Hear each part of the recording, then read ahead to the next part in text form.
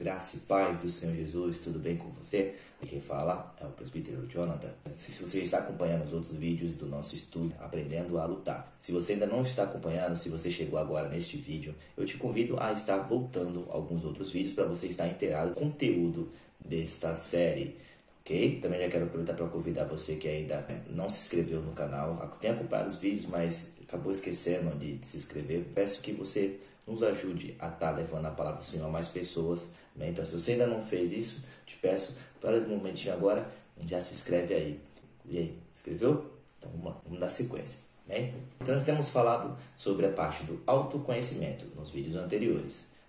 E neste agora nós vamos falar das nossas armas. Nós temos que, para utilizar nessa nossa luta. E a arma que nós vamos estar conversando é sobre conhecimento. Essa arma aqui é muito importante. O livro de Oséias vai dizer que meu povo perece por falta de conhecimento, ou seja, meu povo sofre danos por falta de conhecimento. E o ponto do conhecimento que nós vamos estar buscando entender aqui é referente aos dois reinos. É isso mesmo. Às vezes a gente pensa que há várias possibilidades, há vários caminhos, há várias formas de viver. Mas eu quero mostrar a você, através da palavra de Deus, da Bíblia Sagrada, que não há tantas opções como muitas vezes as pessoas pensam. Apenas há dois reinos. A palavra do Senhor vai dizer: não há como servir a dois senhores. Por quê? Ou você vai agradar um, ou vai agradar o outro. Então, você agradando um, você vai menosprezar o outro. Imagina num comércio onde tem duas pessoas em autoridade sobre você. Um fala para você fazer A, um fala para você fazer B. Quando você faz o B, você agrada um. Quando você faz o A, você desagrada o outro. Então, fica algo contraditório. Na terra aqui, nós vivemos, há também dois senhores. Pois bem, então, nós já vemos lá no livro de Gênesis, quando você fez a criação, que o Senhor disse na passagem, domine o homem sobre toda a terra. Então, ou seja, que Deus deu ao homem um domínio. A palavra domínio é uma definição da palavra potestade.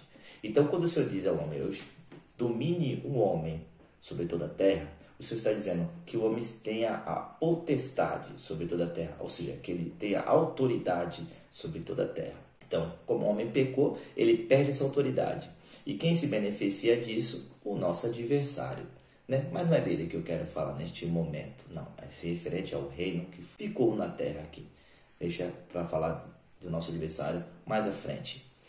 Então, nós vamos ver que o reino que estava sob o domínio do homem, devido à entrada do pecado, ele agora perdeu a essência, ele perdeu a vida. Então, se tornou um reino de trevas. Okay? Ele ficou um reino de trevas. E agora, o homem que era para dominar, que era para ser autoridade, ele agora passa essa autoridade dele para que o nosso adversário triunfasse sobre o homem. Como o homem está vulnerável a pecar, como agora desestabilizada, ele está muito fácil de ser comprado, muito fácil de ser iludido. Esse mesmo adversário que entrou em cena e conseguiu quebrar esta aliança do homem, incentivar a quebra da aliança, ele agora vai tentar, através da vida dos homens, levantar o seu plano maléfico. Qual o seu plano maléfico? Como agora ele toma a autoridade do homem, porque o homem doa, o homem dá essa autoridade, porque o homem passa a morrer, então um outro assumiu o seu lugar. Então ele passou a autoridade para o adversário da sua alma. E agora o adversário, através da vida dos homens, os manipula de uma forma a pensar que se eles se reunissem, eles jamais seriam separados, jamais iriam se dispersarem sobre a terra. Então o inimigo vai agir desta forma. Ele vai fazer com que as nossas ações tenham uma razão para ser feita. Ele vai tentar fazer você acreditar que há uma razão boa para se fazer aquilo. Então, na Flor de Babel aconteceu assim. A razão boa qual era? Ficarem sempre unidos. Olha que coisa boa. É algo bom, A união é algo bom. Ó, quão bom e quão suave que os irmãos estejam, que os irmãos vivam em união. Só que neste ponto o perigo era, porque se então toda a humanidade fosse multiplicar num lugar só, alguém teria que assumir a liderança máxima. E essa pessoa seria Satanás, através de uma pessoa que ele manipularia. Então este seria um líder, então este se colocaria como um rei sobre a terra. E Deus, sabendo disso, antecipando-se por saber de todas as coisas, sendo onisciente, onipresente, onipotente, frustra esses planos, confundindo as línguas, então se dispersou o povo. E o nosso adversário, ele utiliza, né? Então, poder, sexualidade e o dinheiro, uns 3 pilares que a gente também já conversou sobre isso, que ele utiliza para poder manipular a humanidade, para poder levar a humanidade a fazer o que ele quer, o que ele deseja, né? E sendo assim, quem domina é Senhor, certo? E quem é dominado é servo, é escravo. Se te está dominando, então tem poder sobre você. Pode ser um vício, né? Um pecado, um mau hábito. Se isso te domina, então isso que está te dominando está sendo Senhor sobre a sua vida. Você então está sendo escravizado. Isso que Jesus vai dizer que se o Filho vos libertar, verdadeiramente sereis livres. Está acompanhando aí? Está compreendendo sobre isso? Então esse mesmo adversário que entrou em cena e conseguiu fazer quebrar esta aliança do homem, incentivar a quebra da aliança, ele agora vai tentar, através da vida dos homens, levantar o seu plano maléfico.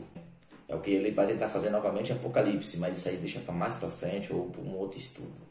Pois bem, só que agora com os homens dispersos, ele continua a trabalhar em seu reino. Algumas pessoas chegam a questionar dizendo assim: poxa, mas ele só ouviu falar de Satanás no Novo Testamento e no Antigo Testamento, né? Mas há um ponto que você precisa entender. A cultura judaica, eles não dão crédito a Satanás e as coisas que acontecem. Então, até as coisas quando aconteciam de mal, de ruim, eles davam crédito ao Senhor.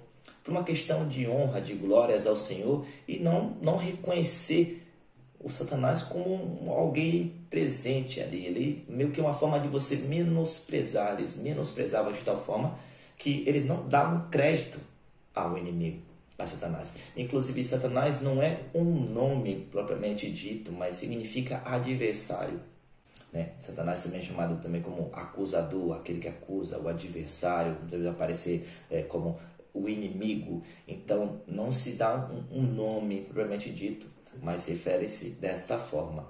Mas como ele se manifestava nos tempos antigos, antes do Novo Testamento, antes de vir Jesus, ele já se manifestava. Se você for ler as histórias dos reis, você vai ver ele estabelecendo o seu reino em regiões. E como fazia isso? Como era feito isso? Ele entrava na vida de um homem que era entregue ao pecado, e através da sua entrada na vida do homem, ele estimulava as suas ações para conseguir mais poder, para conseguir mais dinheiro, para conseguir mais sexo. Então ele entrava na vida deste homem e estimulava, porque o inimigo ele trabalha de uma forma a estimular a maldade que está no homem. Por isso nós começamos a falar sobre o pecado que está dentro de mim, dentro de você, né? Que Jesus nos dá a liberdade para sair disso tudo, mas o pecado ele está em mim e em você. Então o diabo ele vai fazer o que? Ele vai cutucar, ele vai entregar para nós o que a nossa carne quer. E quando não se é livre, um homem que não tem entendimento vai seguindo como se fosse algo bom.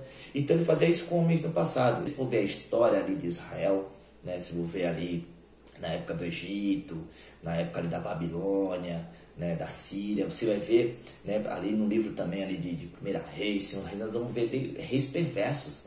Nós vamos ver reis que tinham prazer de fazer o outro sentido. Reis que às vezes não matavam, mas eles torturavam. Então, ou seja, Satanás ele imperava, ele trabalhava no seu reino das trevas através da possessão de reis. Percebe que os povos eles tinham um rei, então eles tinham um representante. Então, se Satanás entrasse na vida deste representante, ele podia direcionar toda a cultura daquela região. E por isso nós vamos ver muitos cultos pagãos, né? muitas crenças pagãs antigas, até antes dos escritos bíblicos. Porque Satanás ele já estava buscando formas de enganar o homem.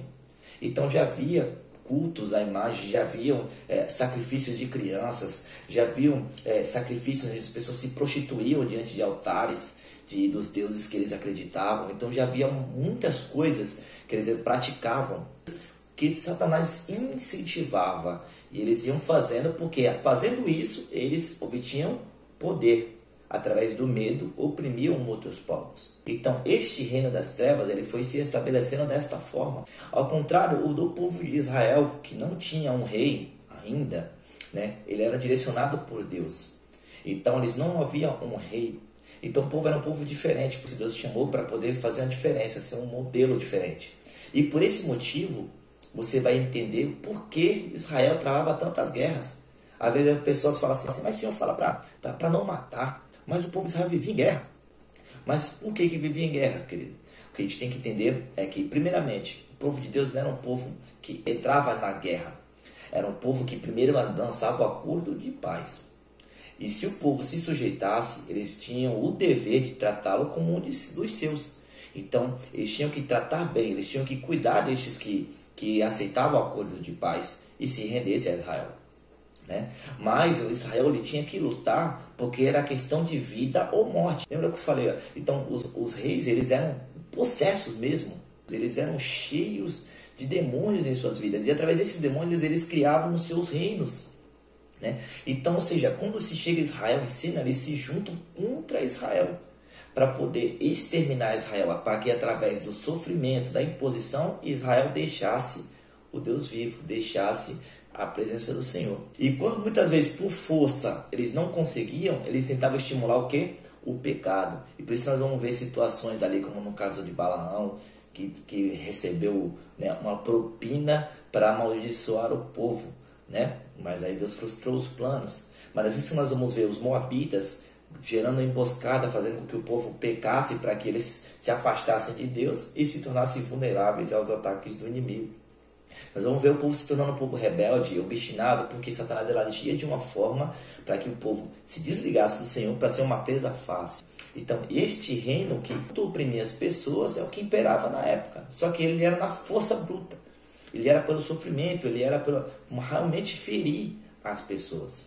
Para eles era interessante ter pessoas infiltradas no meio de Israel, para estimular, né, o culto ao sol, o culto à lua, às estrelas, né, a sacrificar os seus filhos a um Deus, né, um Deus pequeno chamado Moloque, onde eles sacrificavam as suas crianças. Né? Então, quando Israel não vigiava, eles deixavam que Israel viesse a entrar, a ficar dentro deste reino das trevas. Israel não conseguia suportar por muito tempo. Ele se mantinha no Senhor, mas logo abria brecha para o pecado, se afastava e voltava para o reino das trevas. E por isso Jesus entra em cena. Jesus ele veio para poder tirarmos do reino das trevas e transportarmos para o reino da luz. E agora eu quero trazer para vocês alguns versículos que trazem uma visão melhor para nós do reino das trevas e o que realmente acontece. Em Colossenses, capítulo 1, no versículo 3, vai dizer que qual nos tirou da potestade das trevas e nos transportou para o reino do Filho do seu amor. Então nós vemos aqui que o qual, o nosso Deus, né, ele nos tirou da potestade. Lembra-se, potestade é domínio, é autoridade. Então ele nos tirou da autoridade das trevas e nos transportou para onde? Para o reino do Filho do seu amor. Então o Pai ele nos transportou, ele nos tirou de uma situação e nos colocou agora em um outro reino. Ou seja, nós servíamos um Senhor e agora fomos retirados de lá para servir a um Senhor que nos quer livre, que nos pagou a fiança. Em Isaías 40, 23, vai dizer que ele aniquila os príncipes e reduz a nada os juízes deste mundo. Marcos depois vai dizer aqui: e depois que João foi entregue à prisão, veio Jesus para a Galiléia, pregando o evangelho do reino de Deus e dizendo: o tempo está cumprindo e o reino de Deus está próximo. Arrependei-vos e crede no evangelho. Evangelho, se você não sabe, significa boas novas, né? Então Jesus, quando ele chega, ele vem trazendo umas boas novas, umas boas notícias. Ele vem dizendo: olha, é chegado o reino de Deus. Observa, Jesus ele vem como representante do Pai para mostrar: olha, é chegado o reino. Jesus ele era o reino de Deus que estava chegando, o embaixador que foi chegando agora no meio do nosso reino, do reino de trevas, para poder com a sua luz ele brilhar. Ele fazia com que nós viéssemos enxergar que antes a gente estava em trevas. Por isso ele veio e nos transporta do reino das trevas para o reino da luz. Por isso que o Pai nos transforma para o reino do Filho do seu amor, que é para o reino de Jesus. Mas esse reino ainda não está cumprido. Ele se iniciou ali em Jesus, mas ele ainda não está cumprido. João 18:36 vai dizer: disse Jesus, o meu reino, olha só, o meu reino não é deste mundo. Se fosse, os meus servos lutariam para impedir que os judeus me prendessem. Mas agora o meu reino não é daqui. Então Jesus veio agora, ele encarnou entre nós e trouxe parte do reino dos céus, do reino de Deus. E Jesus ele deixa bem claro aqui, olha, o meu reino não é daqui. Quando Jesus ali foi preso para poder ser levado para ser açoitado, ser crucificado, passar todo aquele sofrimento, ele diz, olha, o meu reino não é daqui. Se fosse daqui, os meus servos não me entregariam para ser crucificado. Porque quem entregou Jesus, quem levou Jesus, foram pessoas que pertenciam ao qual reino? O reino das trevas. Porque a luz ainda não tinha iluminado os seus corações, o seu entendimento.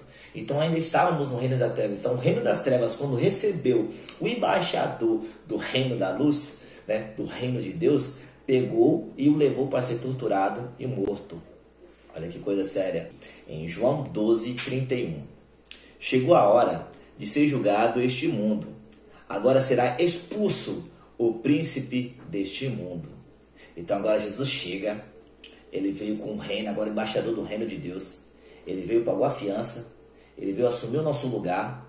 Pagou o preço que tinha que ser pago para nos libertar. E agora falou assim, agora chega da hora. Agora será expulso o príncipe deste mundo. Ou seja, quem era o príncipe? O homem que lá atrás tinha a autoridade, que tinha a potestade sobre a terra.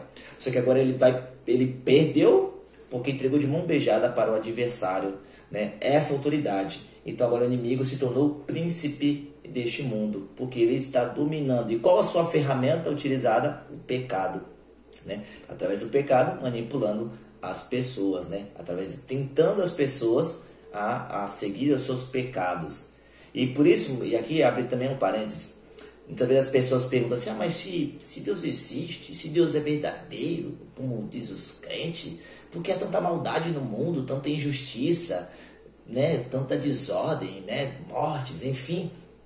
Porque justamente isso, porque o homem entregou a autoridade para o inimigo. Então o que as pessoas verem hoje não é o reino de Jesus, mas é o reino de Satanás, é o reino das trevas, certo? Então Jesus ele libertou pessoas através do seu sangue, pessoas, mas o sistema continua corrompido. Por isso Jesus vai dizer que o mundo jaz no maligno, porque o sistema está corrompido. Por que está corrompido? Porque o pecado está ainda imperando, né? Ainda está sendo a fragilidade deste sistema, e nisso o inimigo encontra força, né? Quem dos homens não quer poder? Quem dos homens não quer dinheiro? Quem dos seres humanos não quer seus prazeres sexuais? Né? Pode ver que é algo, parece loucura você falar algo contrário disso, né? Abrir mão disso. Parece loucura, porque o comum é o que as pessoas querem, é tudo isso. E nisso, a vulnerabilidade onde o inimigo tem atuado, e por isso nós vemos tantas coisas no mundo atualmente, né? Mas Deus falou que vai chegar um momento que este príncipe ele será expulso, Em João, no capítulo 14, versículo 30, vai dizer assim, olha que Jesus fala: não falarei muito, pois o príncipe deste mundo está vindo, e ele não tem nenhum direito sobre mim. Olha que Jesus tremendo, né? Ele estava ministrando, ensinando as pessoas, ele fala assim, já não falarei muito. Por quê? Pois o príncipe deste mundo está vindo. Então, Satanás vai chegar assim naquele momento para tentar atrapalhar ali, causar uma desordenzinha, uma baderna. E Jesus cortou ali a oportunidade dele querer bagunçar e continuou essa caminhada, foi para outros momentos, foi ministrar em outro lugar, foi seguir o seu ministério. O que precisavam ouvir, já tinham ouvido, já era o suficiente. Ele traz um ponto interessante, que ele fala assim, ele não tem nenhum direito sobre mim. Que moral, né? Graças a Deus por Jesus. Ou seja, eu não tenho pecado. Eu não estou no pecado, então ele não tem direito sobre mim. Sobre Adão ele tinha. Sobre toda a descendência do homem ele tinha. Porque pecaram, porque deixaram ao Senhor, né? Transgrediram. Mas quanto a mim, Jesus dizendo, ele não tem direito algum. Aleluia, glórias a ti, Jesus. Né? Só sendo filho de Deus para dizer algo assim, né? Só filho de Deus para falar isso. Em João, capítulo 16, no versículo 7 até o versículo 11, vai dizer assim a palavra do Senhor. Mas eu afirmo que é para o bem de vocês que eu vou. Quem está falando isso aqui é Jesus, tá? Para o bem de vocês que eu vou. Se eu não for, o conselheiro, quem é o conselheiro aqui? O Espírito Santo, tá? Para você entender bem. Então, se eu não for, ou seja, se eu, Jesus, não for, o conselheiro não virá para vocês. Mas, se eu, Jesus, for, eu o enviarei. Quando ele, quem? O Espírito Santo, vier, convencerá o mundo do pecado, da justiça e do juízo. Do pecado, ele vai explicar o porquê. Por que do pecado? Porque os homens não creem em mim. Da justiça, porque eu vou para o Pai e vocês não me verão mais. E do juízo, porque o príncipe deste mundo já está condenado. Aleluia, glória a Deus. Então, ou seja, Jesus, todo fazia parte do plano. Nada aconteceu sem querer, tudo fazia parte do plano, inclusive dele ser morto, né? Tanto é que eu quero te sugerir que você leia o Salmo 22. No Salmo 22, a palavra vai mostrar como Jesus sofria na cruz e até as suas roupas sendo repartida ali entre os soldados, tá? Depois você lê o Salmo 22 e você vai ver ali o que aconteceu com Jesus. Lá atrás, Davi escreveu o que aconteceria com Jesus na cruz. Então, eu te sugiro que você leia para você ver como o Senhor é tremendo e nada foge do seu controle. Amém?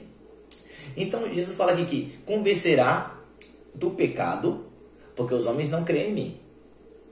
Então, aqui Jesus está falando, o homem não crê em mim. Mas quando o Espírito Santo vier, ele vai os convencer do pecado. Porque o Espírito ele vai falar direto à alma do homem. Ele vai confrontar o homem. E por onde o Espírito Santo age? Através da palavra, através da ministração do Evangelho, através da ação vivida na prática pela igreja de Jesus. Então o Espírito Santo ele vai falar, ele vai confrontar. Né? Você vê que quando é confrontado, o homem se esperneia, não gosta, alguns gritam, alguns querem bater, né? Porque é confrontado. A carne não quer. Então o Espírito Santo vai confrontar que o homem está no pecado, vai mostrar e vai os convencer, né? Aqueles que abrirem o coração serão convencidos, estes serão salvos, aleluias. E vai dizer que é referente ao juízo, à justiça, primeiramente da justiça, porque eu vou para o Pai e vocês não me verão mais. Então o Espírito Santo, Jesus, como teria que voltar, o Espírito Santo vai continuar a ministração através da igreja do Senhor, através das revelações, da administração da palavra, através dos cânticos, a mostrar ao homem a justiça de Deus, como você está recebendo agora. Você está recebendo informações acerca da justiça de Deus. Então você está sendo através do Espírito Santo, transbordando dentro da minha vida, do meu coração, está passando para você essas informações, para te convencer do pecado, da justiça e do juízo. Porque o príncipe deste mundo já está condenado. Tá? Ele já está condenado. Então, e o Senhor é tão tremendo e fiel no que ele faz, que antes de acontecer, ele já disse que o inimigo está condenado. E ele vai, em livro de Apocalipse, mostrar essa derrota do adversário. Ele vai mostrar como ela acontece. Tá? Então, ele vai mostrar isso no livro de Apocalipse. E o inimigo sabe disso. Satanás, ele sabe disso. Ele sabe que resta pouco tempo, só não sabe quanto tempo. Porque ele não tem a onisciência, ele não tem o poder que o nosso Deus tem. Então ele não sabe que dia e que hora que irá acontecer. Então o que ele está tentando fazer agora? Continuar fazendo pessoas ficarem aprisionadas no reino das trevas. Ele não, observa, ele não está expandindo o seu reino. Ele não está mais agora tentando construir uma forma de ficar poderoso e vencer o reino de Jesus. Não é isso que está acontecendo. Ele está tentando fazer com que pessoas se mantenham aprisionadas. Ele quer que pessoas continuem aprisionadas. Porque fazendo isso é uma forma de humilhar as pessoas, de envergonhá-las diante de Deus. E de mostrar para Deus, olha o que eu faço, com a tua criação. Olha o que eu faço com aqueles que o Senhor planejou. Olha, nem fui eu que fiz. Eu só mostrei, eles foram sozinhos. Porque o diabo é assim, ele vai estimular. Mas depois quem vai para o caminho é você. E a consequência, por incrível que pareça, vai ser somente sua. Né? A pena dele já está decretada. Né? A palavra dizer que ele já está condenado. Né? Então o seu fim já está condenado. Só que quanto mais ele arrastar com ele, melhor para ele. Né? Porque ele vai falar assim, Senhor, eu vou sofrer tudo, mas vou arrastar uns comigo. Eu vou pegar os que são teus pastores, teus missionários, teus evangelistas. Eu vou pegar aqueles que se titulam ateu, que não querem, que não largam a idolatria. Então, esses aí eu vou só para poder te mostrar que eles não te querem. Então, seja, o reino das trevas é um reino que já foi destruído, já está decretado a sua destruição. Porque aí, o que tem que ser feito agora é sair urgentemente do reino das trevas e correr para o reino da luz. Porque o reino das trevas já não tem mais o que fazer. Somente manter pessoas aprisionadas. E como isso? Não deixando com que a palavra entre, que as palavras cheguem ao coração delas. E quer uma prova disso? Como é a atitude de um país quando ele quer dominar o povo, né? Ali, um país ali que estão numa situação crítica, que são escravizados por um governante. Quando eles querem amordaçar o povo, uma das coisas que eles vão tomar como ação é proibir as escrituras. Você pode puxar aí que você vai ver só. Em países quando se querem oprimir o povo, que tem um governante só, ele que fala, ele que é a lei soberana, isso e aquilo outro, né? Você vê que um dos pontos que ele vai utilizar é proibir as escrituras, proibir a Bíblia. Porque conhecendo a Bíblia, as pessoas vão conhecer sobre o reino das trevas e vão correr para Jesus para serem livres, vão bater o pé, vão dizer, não, eu não aceito. Então o inimigo vai tentar continuar iludindo pessoas, e assim será até nos tempos ali, no período ali, onde ele vai ter um momento que o próprio Deus permitiu, né? Vai permitir, que está escrito já em Apocalipse, né? Que saiu do controle, o Senhor já vai permitir que ele governe, né? De uma forma maior, mais abrangente, né? Por muitos países, né? Então um líder que vai governar vários países, que vai trazer uma falsa paz, para enganar aqueles que não quiseram ouvir a verdade, né? E aqueles que queriam pagar para ver vão ter que olhar a situação acontecer para poder voltar atrás e falar, puxa, realmente o que a Bíblia dizia era verdade. Alguns creem com seu coração, outros vão precisar ver para crer, outros vão precisar sentir na pele para então se arrepender.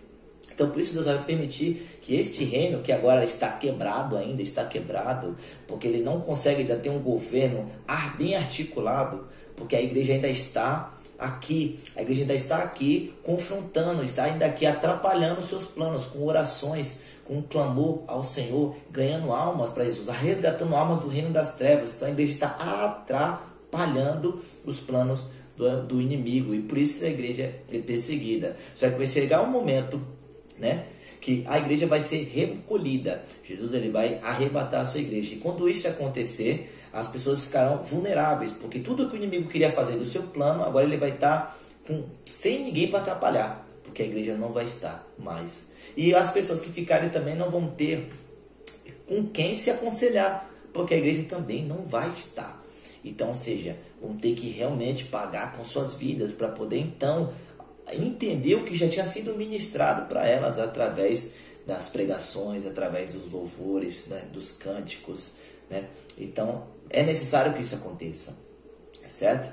Então a posição que você está hoje, qual é? De qual reino você está servindo, né? Do reino das trevas ou você está no reino da luz? No próximo vídeo eu vou fazer um vídeo somente falando sobre o reino da luz, como que é a cultura, como que é o posicionamento de quem é do reino da luz, né? Tudo isso a palavra vai nos mostrar, vai nos orientar, né? Porque nós temos que, ainda que o reino ainda não foi estabelecido, porque para isso é necessário o Senhor exterminar todo esse sistema, toda essa terra, limpar tudo isso aqui, para então estabelecer o reino e se cumprir o que diz no livro de Apocalipse, que o Senhor colocará o seu trono entre os homens, né, e estabelecerá o seu reino. Então antes disso acontecer, nós como futuros cidadãos, né, futuros cidadãos do reino que virá, nós temos que já nos comportar como cidadão desse reino. Então, para isso, nós vamos depois meditar, né, de como o cidadão deste reino se comporta e vive aqui, certo? Por isso Jesus diz que o reino de Deus está próximo, o reino de Deus está próximo. E nós como igreja já podemos mostrando para as pessoas aqui como é viver no reino da luz, para que assim outras pessoas larguem o reino das trevas, porque a cadeado já foi quebrado. Já foi quebrado, então o acesso já está livre, só que as pessoas ainda não sabem. E essa é a boa notícia, que você já está livre em Jesus. Você só tem que tomar posse dessa liberdade e passar, mudar de lado. Porque ninguém pode servir a dois senhores. Ou agradará um, pois agradará outro. Ninguém pode servir a Deus e a mamon. A mamon significa o que? Ao dinheiro, que pode ser também, né, o poder, né, o sexo, né, enfim, tudo que de fato não é Deus, né? Tem um último versículo aqui que eu quero compartilhar com você, que diz assim, o livro de Coríntios, capítulo 4, versículo 4, vai dizer assim, ó, o Deus desta era cegou o entendimento dos descrentes, para que não vejam a luz do evangelho da glória de Cristo, que é a imagem de Deus. Então, ou seja, se antes já falava que ele era príncipe, aqui vai falar como um Deus, só que um Deus com D pequeno, um Deus que não é Deus de fato, né? Mas um Deus, né, que não é um Deus fraco, tampouco no sentido de quê? De que os homens os colocarão como Deus. Olha que coisa séria, né? Então as pessoas colocam como Deus, porque se fazem aquilo que ele está mostrando, se seguem aquilo que ele quer, estão submissos a ele. Mas é de todos? Não. Fala que ele cegou o entendimento dos descrentes. Então, se lançou dúvidas, se lançou vários caminhos para que as pessoas acham que há várias formas de agradar a Deus. Só que quando se vivem essas outras tantas formas, se deixa o caminho que é Jesus. Então, se você busca outros caminhos que não é o Jesus, você está com o entendimento cegado. Você está descrente que Jesus é o único caminho, que Jesus é o Filho de Deus, como diz aqui, que é a imagem de Deus, né? Do Deus invisível, né? Então, Jesus é a imagem do Deus invisível. Então, quando uma das artimanhas que o inimigo vai fazer é te apresentar que você tem várias opções, mas na verdade todas essas opções são formas de afastar você de Deus. Então, quando você fica batendo na porta A, B, C, D e E, por aí vai o alfabeto todo, você vai perdendo a sua vida, você vai se desgastando, perdendo energia, você vai deixando de prosperar na fé com Cristo. Então, porque são várias opções. Imagina você querer visitar todas as religiões que há no mundo, conhecer de todas elas, né? Do começo ao fim. Olha o tempo que você vai perder, né? E a gente não sabe quanto tempo de vida nós temos aqui. Então temos que ser sábio. O inimigo ele vai achar formas para poder te ludibriar, para te enganar, de forma que você gaste toda a tua vida procurando o que está tão perto, que é Jesus, né? Então, que você não venha a estar sendo escravo desses príncipe deste mundo, porque ele já é derrotado, não você vai junto com ele, né? E muito menos deixar ser submisso a ele, tornando um Deus para você, né? Porque ele não pode salvar nem a si mesmo, muito menos a você. Somente Jesus é mais do Deus vivo.